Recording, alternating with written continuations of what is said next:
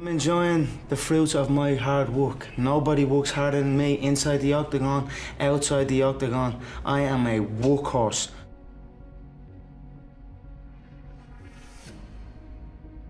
People say, man, you cuss all the time, why? Well, I hate to say it, the best way for me to get how I feel across, I can't sit here and say, you know what, yeah, I went through Hell Week and man, it was really hard. No, that takes your damn soul, rips it inside out, and then they say, now we're going to start. It allows me to express where I was at a point of my life. If I don't give you all of me, why the hell am I here? Why, how will you learn from me? People take so much offense to me. You will never learn from people if we always tap dance around the truth. Oh God, I love that. We tap dance around the truth by finding the right words so I don't hurt you because you have thin skin. No, tighten up, people. It's okay, trust me, it's okay. You might be called nigger one day, it's okay. You might be called some Jewish word or some faggot or gay word. It's okay.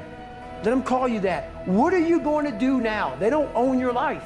How are you going to control that now? How are you going to flip it upside down and say, Roger that, now I'm going to harness this and you'll read about me years from now? How? That's the question. How are you going to do that? Thicken your skin. Become more of a human being. Don't be afraid of the reflection in the mirror, because that's all you can be afraid of. Once you overcome the reflection in the mirror, you've done it.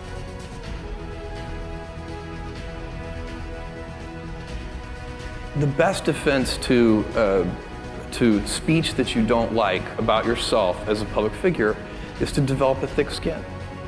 It's really the only effective defense, because you can't stop it. You know, you are going to be misunderstood. If you're doing anything interesting in the world, you're going to have critics. The only way, if you absolutely can't tolerate critics, then don't do anything new or interesting. And then you can insulate yourself. Then think how wonderful your life will be. Is that the Bezos principle? Yeah.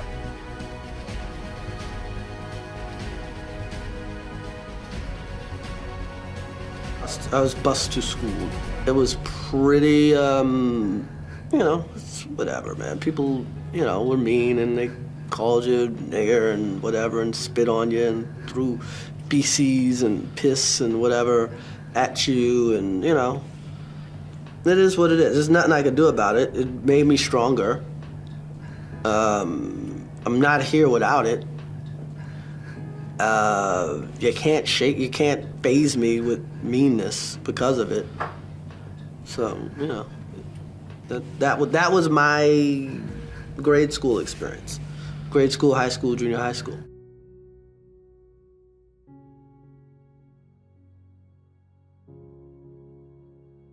Who is an entrepreneur where everything is a smooth ride and you go through these things, and I'll tell you, and you get criticized and you have to have a thick skin? Yeah. And You've been there? I've been there.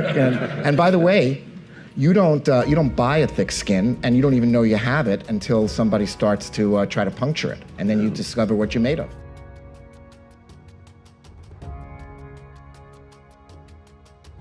One of the greatest, probably the greatest rock climber of his generation. As you know, I've been a climber most of my life. Is actually right now on the side of El Capitan doing what will probably be the hardest rock climb certainly ever done in our lifetimes. Trying to free climb a thing called the Dawn Wall on the Mescalito side of El Cap. Young man named Tommy Caldwell, he's in a category of one. And I was out climbing with Tommy one day and I said to him, Tommy, what makes you different? He has a record, he has 6 climbs on El Cap that have never been repeated. Okay, he is 10X in extreme environments, and he's still alive. And I said, Tommy, what is it that you have? You're not necessarily more physically gifted. You're not necessarily stronger, right? You're certainly physically gifted, all those things, but you're not this incredible athlete that just was born this way. And in fact, he had lost a finger in an accident. He cut a finger off. And so he's doing this minus one of his main fingers. An important finger. And he thought about it for a long moment. He said, I can remain focused on and suffer for the big thing longer than anyone else. And I think that's what these people, the curiosity keeps them going, but once they get their hands on what they see as the thing, they don't let go. And they can stay with it and suffer for it.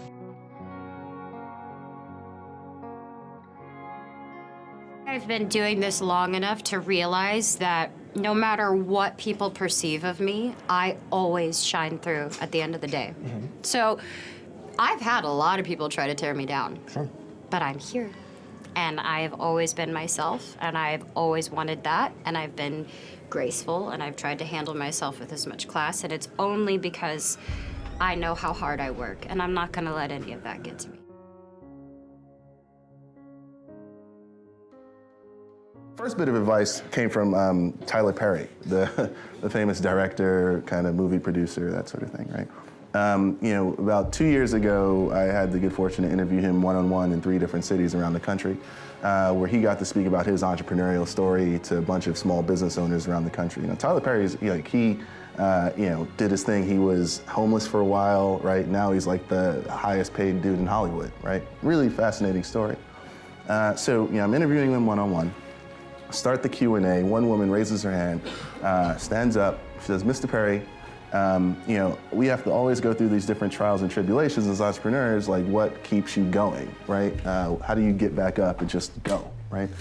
He said the most profound thing that I had ever heard. He said, the minute he realized that the trials that you go through, right, and the blessings you receive are the exact same thing, like that freed him as an entrepreneur, right? Like, just think about that for a second. Like, I kind of stopped the interview because I had to soak that up for a little bit, right? Like, every single kind of trial, tribulation, all that stuff that you go through, it's just a lesson, right? And that lesson is just an inherent blessing, right? So as entrepreneurs, like, this entrepreneur thing is hard, right? Like, at times it's amazing, at times it sucks, right? And I've been very blessed and fortunate to have really good opportunities, but it's very, very hard, right? And you don't want to stress yourself out unnecessarily. And what that lesson taught me was that I didn't have to be as stressed out, right? Like, I'm gonna go through these issues, they're just lessons, let me treat that as a blessing, we're gonna move, right? And a lot of folks look at me when I start this company, they're like, "Tristan, you're way more calm than you should be." And it's like, yeah, because I fundamentally understand this lesson that I learned.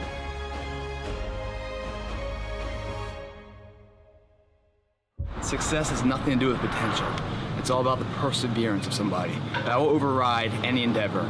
If you throw shit against the wall, eventually something will stick. You guys that have this potential, don't have this potential, you know, that dies. What continues to last forever is a perseverance to always show up. That's what champions do. Every single champion is the same as every ordinary person. The only differential is that they show up to the event every single day. They see failure as a learning curve. They welcome failure. You learn more from failure than you ever will from success. So showing up and getting knocked on your ass, finding intestinal fortitude, stand back up and re-face that endeavor is going to be the overriding factor that makes a difference. How do you know when you're doing those things? The small things in life add up to those big monumental things. When I say the small things, it's a character building block, that your name means something. You hold value to your name. If you drop trash on the ground, you pick it up because that's your responsibility. You hold value to yourself. When you shake someone's hand, you look them in the eye, you give them a firm handshake because you're here for a purpose. Everything you do to the best of your ability. It doesn't matter what you're doing, it's the fact that you're doing it, so therefore it means something to you. That's going to build a legacy, because, you know, the title out there doesn't mean shit. You win the title, fine. That title will not get you another title. What you're trying to build is a legacy. You know, footprints behind you that are left motivation for someone else to follow. Legacy is built daily through the character, through the willpower, the code of conduct within somebody. And that's the perseverance, showing up every single day. That will always achieve your goal. It doesn't matter what you're born with, it doesn't matter your potential, how much, you know, the silver spoon of money you have, all of that can be attained if you show up and you're willing to risk failure for success.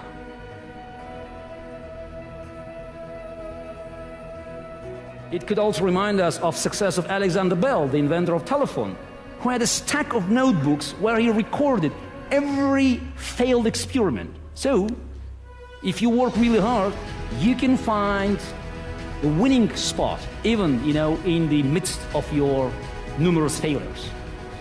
I think the ex-Speaker of US House of Representatives, Newt Gingrich, hit the right points when he said that perseverance is a hard work You do, after you get tired of doing hard work you already did. Hard work pays. I put in a hell of a lot of work all throughout this build-up in the fight. I pumped out more content than anybody, more content than Fox, more content than ESPN, more content than BT Sport, more content than everybody on the Mag Live on my own channels. You know what I mean? I'm a workhorse from all angles, not just in the gym. But I'm building this media empire now myself, and we pumped out the content. I'm very proud of how it went. We consistently, daily movies I was releasing, you know, from like a month ago, every single day. You know what I mean? Nobody's doing that. So I'm very proud of it, and I'm very, like, the work pays, hard work pays, and I put in the f***ing work, and that's why I'm sitting at the top. I put it all on the line, I show up, I perform, and I get the results from that. I knew I was wired to be excited about business. How or why, I don't know, but you know, and there's certain guys that have the genetics to jump out of the gym, right? There's certain guys, you know, that, you know, when they golf, they have the muscle memory and the discipline. You know, Dirk Nowitzki may not be the most talented guy in the NBA, but his discipline and his focus to do what's necessary to be successful, he's willing to do, and combine it with being 7 feet tall and being skilled, you know, it makes him an amazing basketball player. So it's understanding what your skill set is, finding the right place to use those skills, and then going for it. You know, will that make you 250 grand? It depends if you pick the right industry. But whatever industry you pick, if you outwork everybody, if you try to be a little smarter than everybody, if you try to be a better salesperson than everybody, if you try to be better prepared than everybody, you've got your best chance. Because if you don't do it and somebody else does, you know, I have the saying, work like someone's trying to take it all away from you. You know, I actually work like someone's spending 24 hours, working 24 hours to take it all away from you. And that's kind of the way I look at it. I remember asking my dad to, I wanted new basketball shoes because I was a basketball junkie back then. He's like, well, your shoes work. If you want a new pair of tennis shoes, you have to go out there and get a job. And I'm like, Dad, I'm 12 years old, and it just so happens he was playing poker with his buddies, and one of his buddies was like, well, I got a job for you. I've got these garbage bags that we distribute. You can sell them door to door. I'm like, okay. And it was when I was selling them and realizing that I liked to sell and that I could sell, and that I recognized that selling was about providing a service and creating value for people, that I knew that I would literally, back then, I knew that I could always succeed. I mean, I remember I was 16, I think, when I started a stamp company and started going to stamp shows and trade shows and just working a little bit harder than other people and trading up from one stamp to the next. I remember one time I started with a quarter and bought a stamp and left with $50, thinking, hey, if I could do this, I could do anything. And it's not that everything worked. I failed a lot, but I never ever felt like I wouldn't be able to work hard enough to succeed.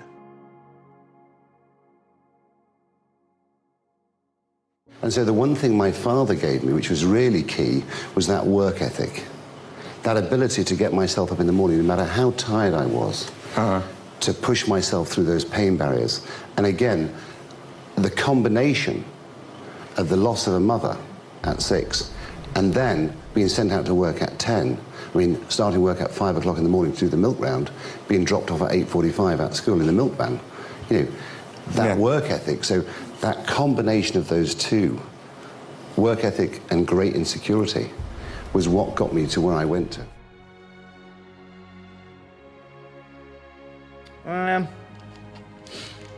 I don't know, I'm just curious about it. I'm curious about it. It's never, I mean, it's in my head 24/7. There's nothing else I can think. I don't think about nothing else. And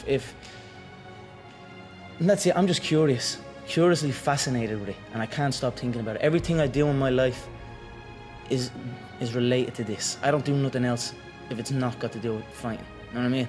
And that is why. You know what I mean? To be true. Is that nearly... all you've got to do is show up. Is that not unhealthy? I don't know. Do I look unhealthy? Take a look at this physique. I'm in phenomenal shape, in body and mind. To me, what's unhealthy is living an unhealthy life. To me, what's unhealthy is getting up and going through the same day, every day of your life, 9 to 5, in an office or in a... You know, that's unhealthy. That beats your mind. I don't work. I love what I do. And that's why I'm doing what I love. You know what I mean? That's why it's become a career for me, because I love it. I love what I do. So I don't think it's unhealthy. I feel good in my mind. I mean, it's my life. There was no other choice. In those days, there was no idea of this makes money. There's no idea of like, this is my future. It was like a week at a time. We have 5 shows. We're going to get to Sunday. Whew. And even those days were like fraught with turbulence. And so I never really saw a future. None of us did. And some of us, you know, didn't make it. Some of them are dead. And some of them are just kind of trying to recreate their past. And so I realized that I have to be very hardworking because I don't have kind of the ease of talent. And I come from that. And I think in a way, a lot of ways it served me very well, in that I am as kind of hardworking as I've ever been, completely without confidence. I have none. I don't want any, because I think you turn your back on the thing, and that's when you get gored, is when you think, I got this. I never think I got this. I think, oh man, don't screw this up. And I go at everything, like including you and I sitting here right now. I'm trying to be fully engaged. And that intensity, I think, has served me quite well, but it comes from punk rock, absolutely. And the last boss I ever had was my boss at Haagen-Dazs, my ice cream job. And to this day, he still comes to my shows. And whenever I see Steve, who got me my first apartment, I was living in my car, he believed in me. Whenever I see him, I get all weepy. I always tell him, it's good to see you, sir. Henry, you can call me Steve. I can't do that, sir. Because he trusted me with his money. And I said, let me run your store. I know how to do this. I can do this. He's like, well, if you screw up, you're out of here. I said, I won't screw up. And I ran his store. And so, but it was anger that said, I'll be here all damn week. I'll get this whole thing right. I fired his staff and rehired a bunch of people who can really work. And it was out of anger. Like, I'll be back in 4 hours to run this $3.75 an hour job into the ground. And then I joined Black Flag, and I thought I was a hardworking person. Then you meet the guys in Black Flag who are so driven. You see Greg Ginn work 23-hour days. Like, Greg, you're still on the phone. I know. Greg, when did you eat? I don't know. Greg, when was the last time you showered? Do we have a shower? Like, the guy, we were not going to be stopped. And I kind of go at that intensity, kind of anything I do. Like, you're a very calm, good-looking young man. Look at me, I'm a spaz sitting next to you. Like, I'm doing an interview with you. I can't help it. Focus. I'm sweating, man. And so, but I'm like this going to the airport, like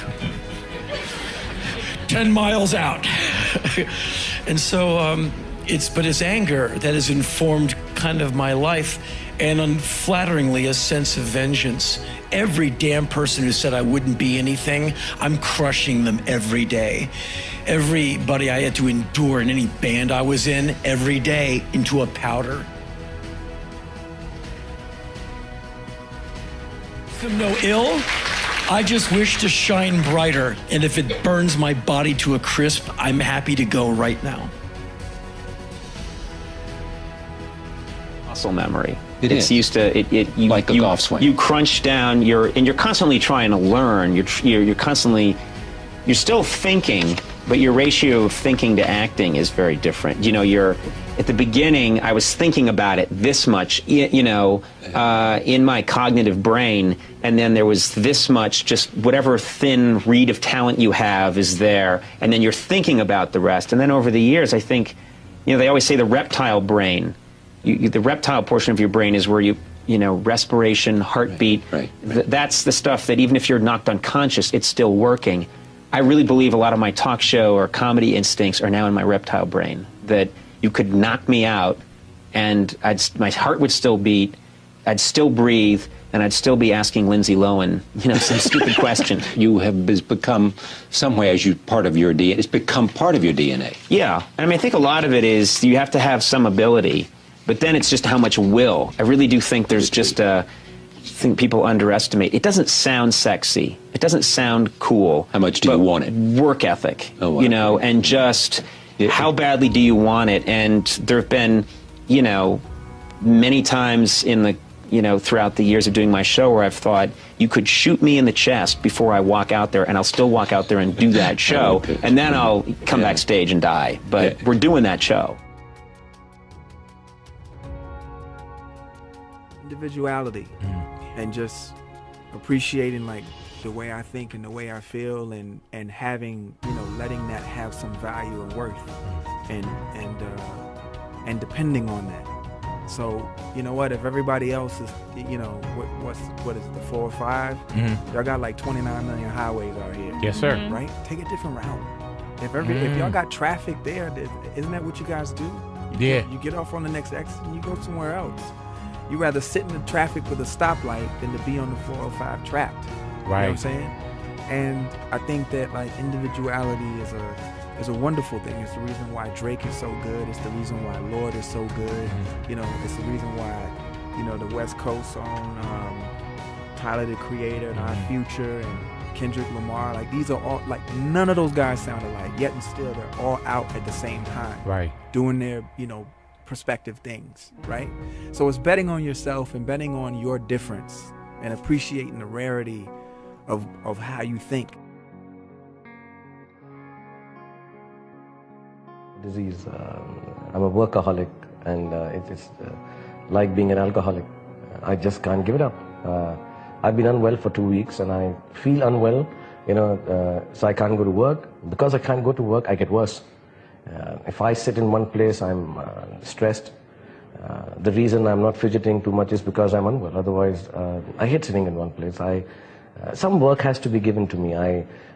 You know, my wife and my children keep telling me that, you know, you work 20 years round the clock. Why are you doing this? I don't think I need the money. I don't think I'm greedy for more fame.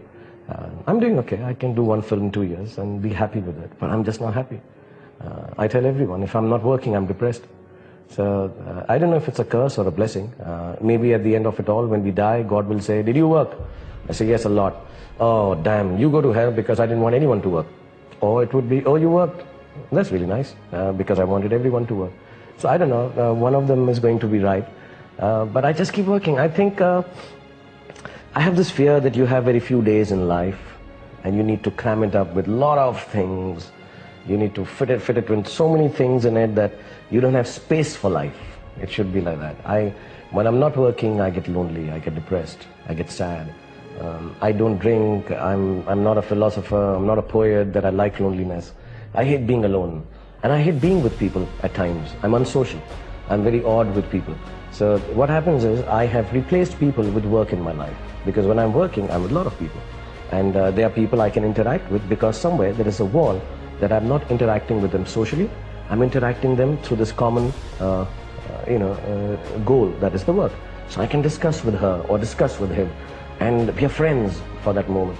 Many of my filmmaking colleagues complain that after the film is over, you don't talk to us. I can't explain to them. I don't have anything else to say. I love you. I miss you. But I miss you through the work. I don't, I'm very fond of a lot of people. A lot of people I love like family. And I can't pick up the phone and talk with them. I can't socialize with them. I can't sit and chat with them. But when we are working, I can just be with them. So I don't know, work is sort of, I have replaced loneliness, depression, and people with work. Well, you come from the working class background that I come from. I feel guilty at 10 to 5 if I'm not in the office. I know that might sound strange to you, but there's a work ethic that I have to be half dead not to go to work. It's a kind of a work ethic that's built into me, yeah? But nevertheless, having said all that, the weekends, that was it, it's over. Switch off like Friday night, as you got back from the office or from the work or from the factory or whatever, it doesn't matter what was buzzing around in my head, it was off like a light switch. And that's it. Don't let it interfere, very rarely let it interfere with the weekend. And then Monday morning, bang, back on it again as if you flick the switch on again. So I think that was a bit of discipline in that respect. Stare at your past and you'll end up staying there. It's okay to look back and admire it, but you carry on. I'm not in the business of staring back at it. You know what I mean? And getting lost back there. People say a loss can make or break a fighter, but trust me, a win can also make or break a fighter because they get comfortable with a win. People can get comfortable with a win, and slack off then. Slack off on the training. Slack off on the diet. They've won one. They're winners now. That's not me. You know, you sleep on a win and you'll wake up with a loss. So I just carry on, keep doing what I'm doing. And that's why this turnaround is so good for me. Vegas, straight away. The Fighting Irish head to the fighting capital. It's perfect. Continue on this path, the freight train straight to the top. We don't get recognized for how expensive our videos are. We don't get recognized for, you know, the superficial aspects and all the other ancillary things that come along with being in this business. You're recognized for the first and foremost important thing, and that's the music. And I'm just so incredibly humbled and honored and appreciative to be a part of, you know, this year's consideration on any level, and to even be doing this interview. Because as I often say, I could be just back home in my room with a demo, or not. Could be even worse.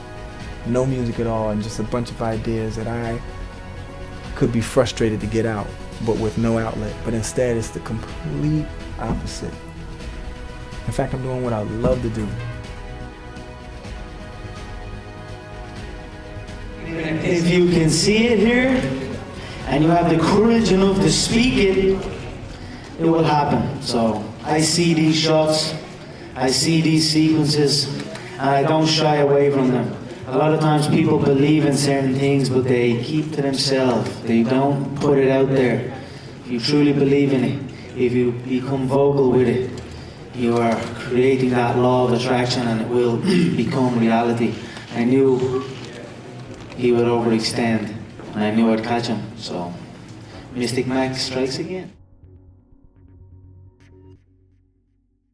You know, there are so many kids out there that feel the way that I did when I was a kid, just awkward and not excelling at one thing in particular and not cool. And skateboarding was my way out of that. And I hope that if not with skateboarding, they find it in something else they do. But I hope that they're not afraid to try something different, because you can't listen to the haters. That's my best advice to anyone. If I had listened to the haters, I would have quit a long time ago. I would have quit when I was 11 years old. Like, I used to get bashed by professional skaters because my style was dorky, or it was all circus. It was, you know. But you can't. You've got to believe in yourself. I'm enjoying the fruits of my hard work. Nobody works harder than me inside the octagon, outside the octagon. I am a workhorse. You know, yeah, I love the challenge of the business aspects of it, but I love that it's still fun. I mean, the stuff that I choose to do is only stuff that I really am passionate about, and stuff that I will enjoy seeing through.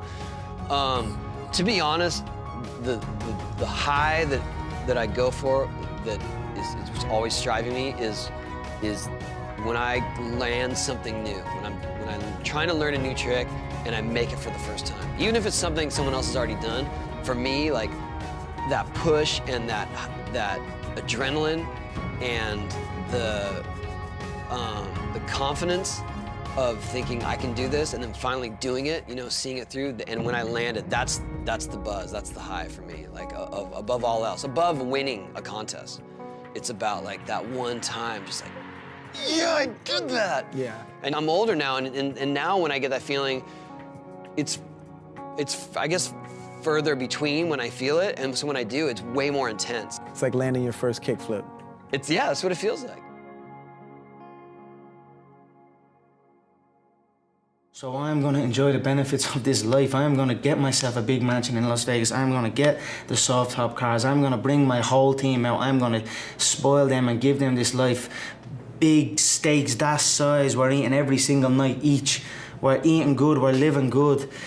it's human nature. Some people will sit and take positivity from that. They will look at that and take inspiration and inspire. It will inspire them to go and push for that. Others will shell up and critique it and be negative towards it. But one thing is for sure, those people will stay where they are. The people who take inspiration from it will rise up and also one day experience that life. So this is human nature. Some go one way, some go the other way. But I am enjoying my money, my hard-earned money that I have dedicated my life to. We all have egos, and it's okay to have a sense of self-awareness and identity, but it's not okay to have an ego, because what an ego does is, the ego is a funny entity within the human brain. It is on your side when you are doing great. But have you ever noticed when you think you failed, it's the ego in your mind that tells you it's so bad. Everyone's looking at you. You start to sweat across your forehead and you're like, oh my God, I can't believe this is happening. The whole entire world is watching. And none of it is true. When you're doing great, you shouldn't listen to that voice. When you're not doing as great, you shouldn't listen to that voice because it's not good. When you're doing great, it's gonna get you hooked on that feeling so that when you come down, because life is a roller coaster. There's valleys and peaks. When you hit that valley, if you can't deal, then you won't make it. Every gym I went to was always, they had that set way. Every gym had that set way of doing things. Don't do it this way, do it that way. So that was just a normal thing that I thought just people just have their own set way and you must do it that way. You must stand this way, you must kick this way, you must punch this way. But with John, when I went to John, and I met my coach John Cabinet at Straight Blast Gym, it wasn't like that. He had a more open mind and he encouraged different movements. And I'd never experienced that before. I'd never heard a coach say that to me before. And that stuck in my head. I thought to myself, this guy is thinking outside the box, you know what I mean? That he has a vision that everything works and he encourages every movement, because ultimately there is a time and a place for every single move. So I just knew when I met John and when he spoke, it made complete sense to me, and that was it. I stuck with him and he stuck with me, and the rest is history. Knew I wanted to be in the skate industry. I love skating too much. I wanted to be in it. I didn't know if I would make a living as a professional, but I was devoted to skateboarding. So I refinanced my house and took all the money and started a skateboard company, which seems like the stupidest thing in the world to do when skating's dying, but it was exactly what I wanted to do. I wanted to be a company owner and be behind the scenes. I quit my sponsor and started, and for about 3 years struggled very, very hard with my partner and I. We had pooled our money together. He was an ex-pro skater as well, and we just did Birdhouse and did whatever we could to get by, and all the team was staying on my couch.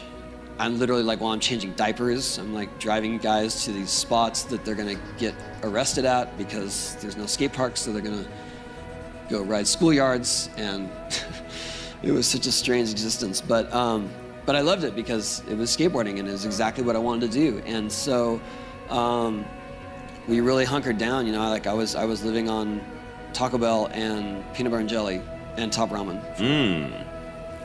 Probably 3 years for sure.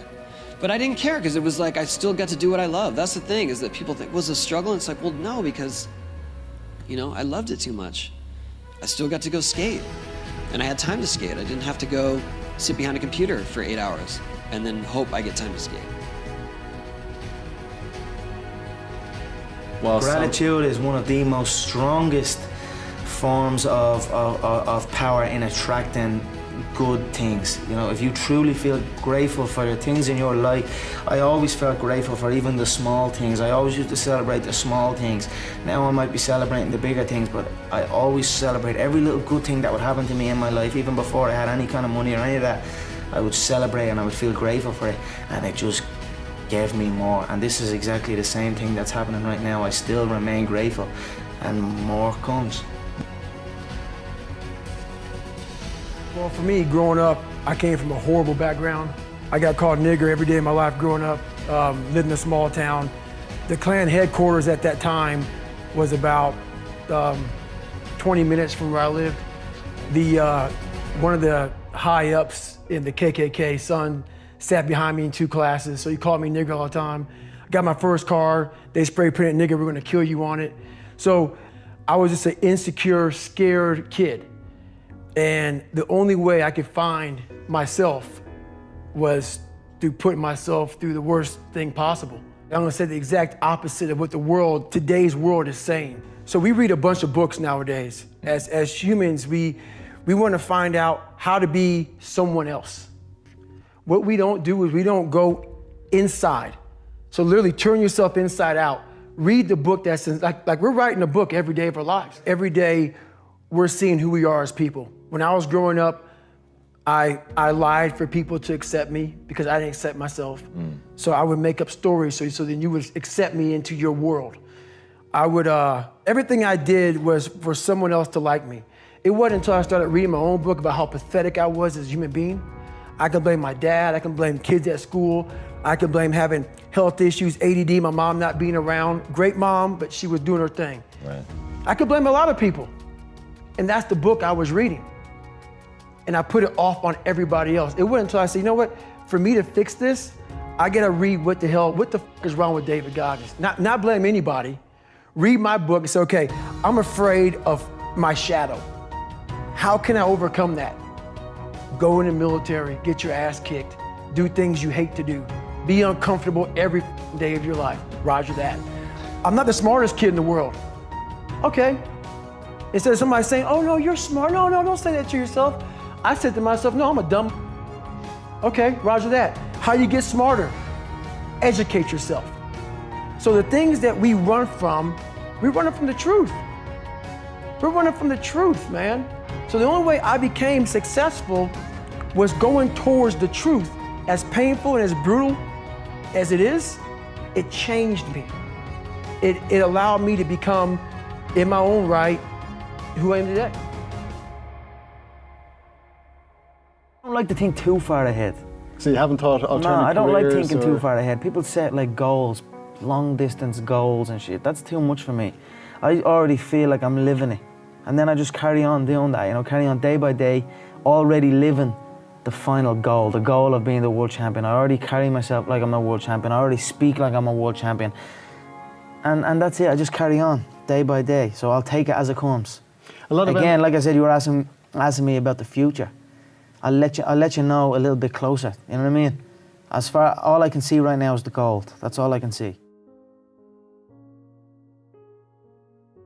We didn't take on a project just to take it on. And the couple of times that we did that, it always just backfired terribly. So the lesson there was just stay loyal to the craft. Stay loyal to your creativity because it's a gift. Well, I remember being in high school for 20,000 kajillion years.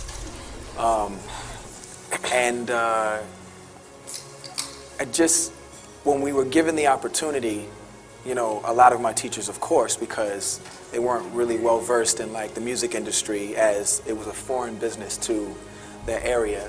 They're like, well, make sure you get your education, and that they were right about. But they went a little bit beyond that. It went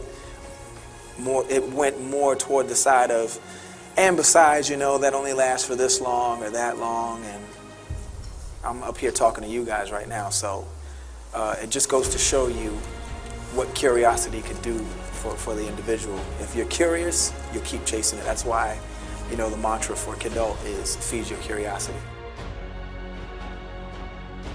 I need the money. I don't need the money anymore. I made dream money from video games, stuff that things I would never imagine. When people say is this what you dreamt? I didn't dream any of this. None of this was possible or even considered a reality when I was a kid.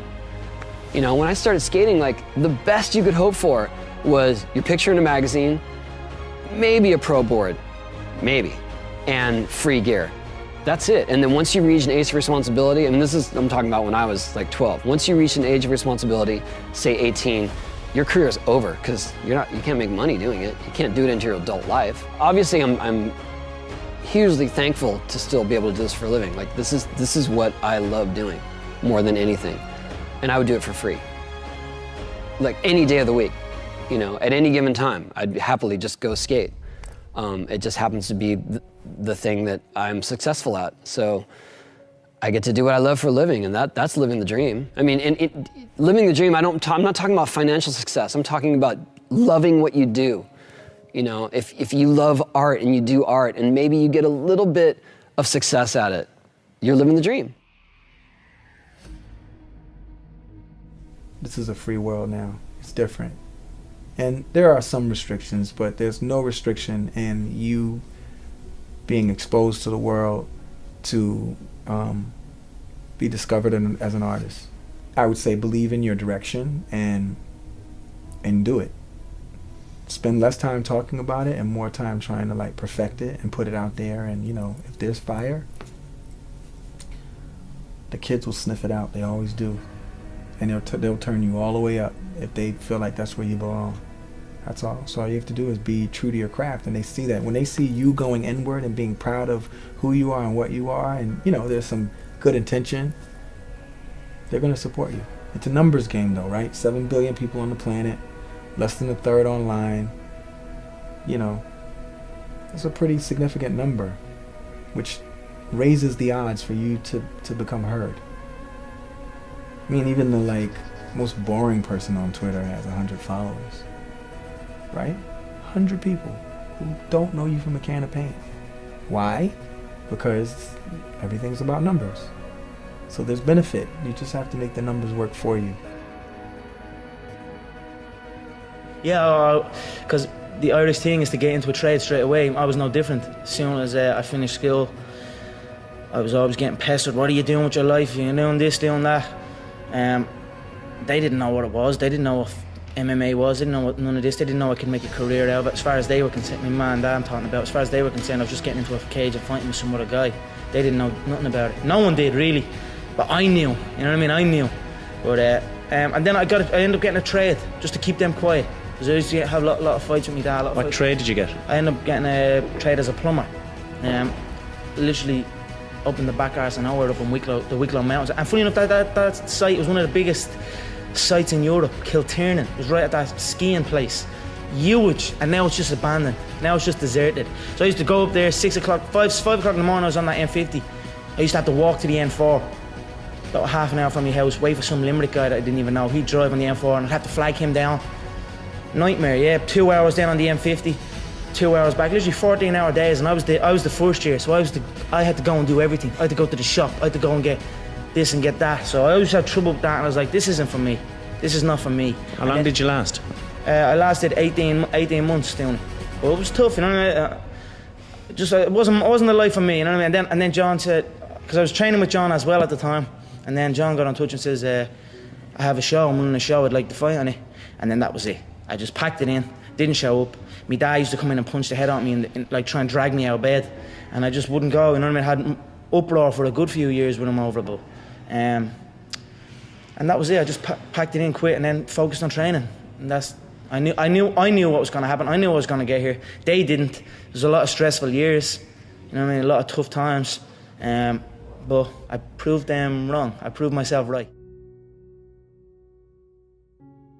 You have to be sort of open, and I'm not sure that, you know, it's cool to be like super open-minded, you know, and then when you are, or when you see people that are, everyone like rolls around like, you know, coining them geniuses, and really all it is just like being open to other things in the world. And I guess that's it. I mean, because I didn't plan these things. I mean, now, you know, in the last few years, when I started to catch on and started to make sense, I'm like, oh, okay, this is how it goes. You sort of set out these goals, and then you have long-term goals, and then you have short-term goals, and somewhere within, you know, you find your hobbies, and then you find the things that you are interested in, which are two separate things, because what your hobbies are, what you naturally and readily go to, and what you're interested in are the things that you don't mind studying a little more and researching a little more than you would anything else. And somewhere at the 50-yard line is what you should be doing with your life. I was lucky enough to stumble across that. I look at every opportunity as something that cements the next block in your sidewalk. And it's just important to, like, you know, don't look over your shoulder every 5 minutes. If anything, just continue to stand on your tippy toes to see how far you can see and what's in the horizon. Convinced that you're going to fail or fall or get hurt, that will come to fruition because that's what you're visualizing. I never I was willing to get hurt along the way, but I didn't visualize myself getting hurt along the way.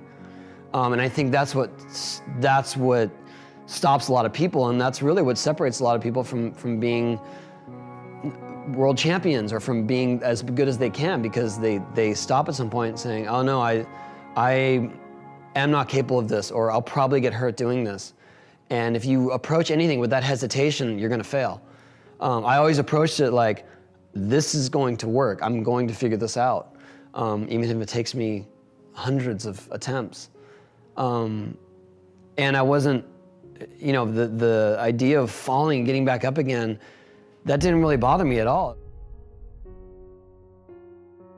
When you say that you come from nothing, you're saying I come from nothing. Like, nothing.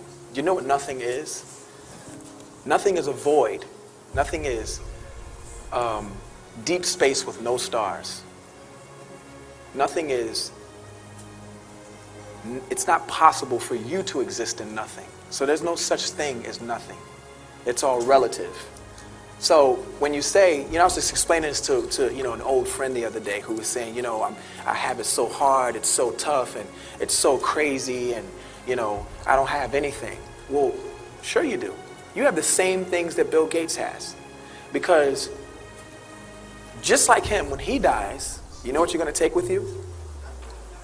That's exactly right. So while the apartment may smell funny, while there may be pests and rodents, because that's what people generally relate to nothing, right? Come from nothing. And the car is a Hyundai, if there is a car. Or there's bus tickets, or train and free lunch. Nothing, right? It's not true. Imagine the people who live out in remote villages that have never heard of the iPod. But they're happy. And they would argue with you when you tell them that they have nothing. Nothing is a perception. So if your reality is merely just your perception and a perspective, these things are interchangeable. So first, you need to, when you say you come from nothing, you should probably reevaluate that and think about it. Because if you're not cancer stricken and you don't have AIDS and you have your legs and your fingers, I'd say you have a bigger chance as you have a huge advantage over people who are amputees who are really doing good in life, and people who have had AIDS for 10 years who are really succeeding, and people who have cancer that are fighting every day, but still they are working at the things that they love to do in life. I would say you have a little bit more than what you thought was nothing. Because if you're not going to compete, the magazines aren't going to cover you, your sponsors are likely to drop you, and the kids who are buying your products are going to forget about you. And there was no such thing as a video skater back then. That hadn't really come into play yet. Mm-hmm. There was no YouTube. The skate videos were usually based on the best guys in the competitions.